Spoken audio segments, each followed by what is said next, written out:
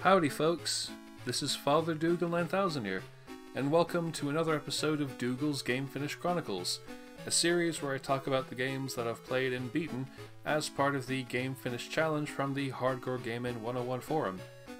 By the time this video is uploaded, it'll be around the middle of June, and roughly 6 months since I started this video making malarkey again.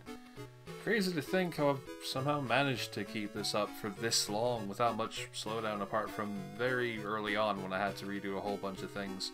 It's rather cozy having this to casually work away at, talking about games, doing basic editing, and finding cool music tracks to go along with the words. And I've even had one or two folks find these videos cozy to watch on a Friday morning or evening, depending on when these go up. I guess I kind of see this like the digital equivalent of growing plants, in a weird way.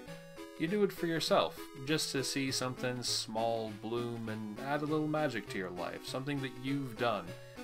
And maybe add a bit of magic to the lives of other people who see it for a second and go, "Ooh, that's nice." And if you're one of those people, thank you. Now, the video, yes. Today's games were originally logged from the 18th of July to the 12th of August 2021.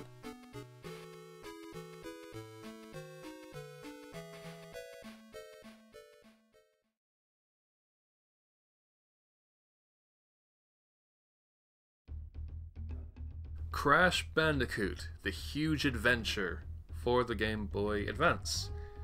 When I did this, I grabbed a bunch of Game Boy Advance games that had been ejected into the 3DS's Virtual Console, so that I could have something quick to jump into and hopefully complete in between larger games. One of these was Crash Bandicoot The Huge Adventure, or Crash Bandicoot XS, which stands for Extremely Somewhere in the Middle for my fellow Europeans, by Vicarious Visions. It's a fairly basic Crash spin-off. It's just a 2D platformer using the original's gameplay and a good chunk of settings, enemies, and even music.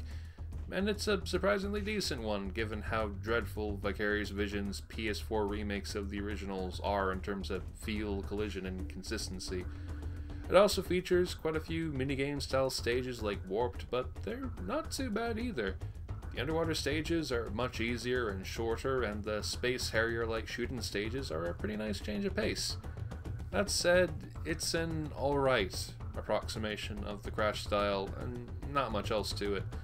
There isn't anything unique in terms of presentation or design, and later levels don't offer much beyond more frustrating, bordering on stupid level design tricks to catch you off guard, which makes trying to smash all the crates a bigger pain in the arse.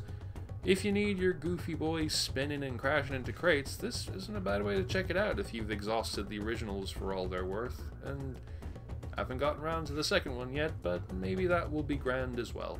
Here's hoping.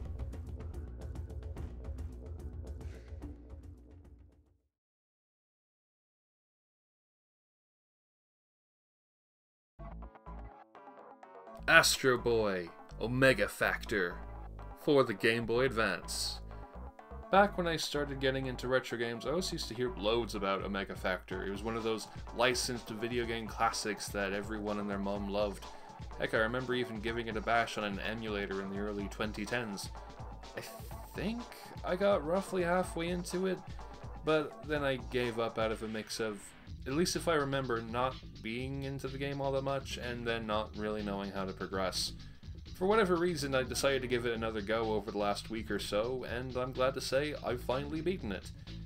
There's a couple of things I do like about Omega Factor, like how all the characters come from various other works by Osamu Tezuka, but are presented in a manner that fits within the world of Astro Boy. Actually, quite a bit like how all the other characters in the Giant Robo OVAs besides Daisaku come from the various works by the original creator of Giant Robo. I also appreciate how the whole time travel thing recontextualizes stages and demands you pay attention to the more subtle details in order to figure out where to go and ultimately how to get to the end. However, I frequently got lost in searching for the right order of areas and finding secret characters to help unravel the mystery, so much so that I eventually had a walkthrough by my side for the last hour of play. That's rather unfortunate, and while I do like the concept in more practical terms, as it gets more mileage out of those pre-existing stages, part of me can't help but feel that it only somewhat elevates an otherwise okay action game. There's nothing bad about it, but it got too frustrating and repetitive fighting enemies that could easily knock you about the place, even on the easiest difficulty.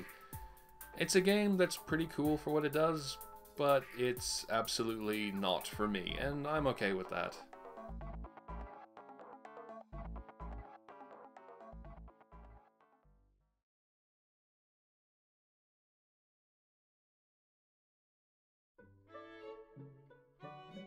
Aviary Attorney for the Nintendo Switch. This is one of those games I've always wanted to play ever since I first heard about it, but then completely forgot it existed even though I could very easily play it at any time. Well, that's actually most games, to be honest. Despite the comparisons that people make to Ace Attorney, this is more of a choose-your-own-adventure type of game where your actions lead you to different interactions, outcomes, and endings as the game goes on, rather than something where you have to parse through all of the logic in order to make it through lest you be stuck forever. It's pretty neat, though I was a bit of a coward and skipped back to previous sections of the game so I could end up with what I thought was a more satisfying conclusion, because, yeah, I got a pretty bad ending.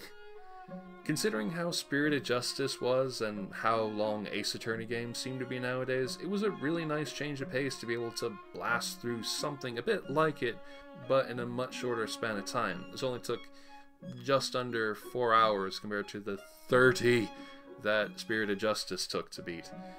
When I originally did this write-up on the forum, I was very knackered and deferred to the Hardcore Gaming 101 article to dig into more interesting aspects. I didn't write the article, but I just couldn't think of anything else to say, and I'll probably just do that now because I can't actually remember much else of the game years after the fact. It's a cool game though, and one I'd recommend if you're interested in the concept of an animal-themed Ace Attorney type game.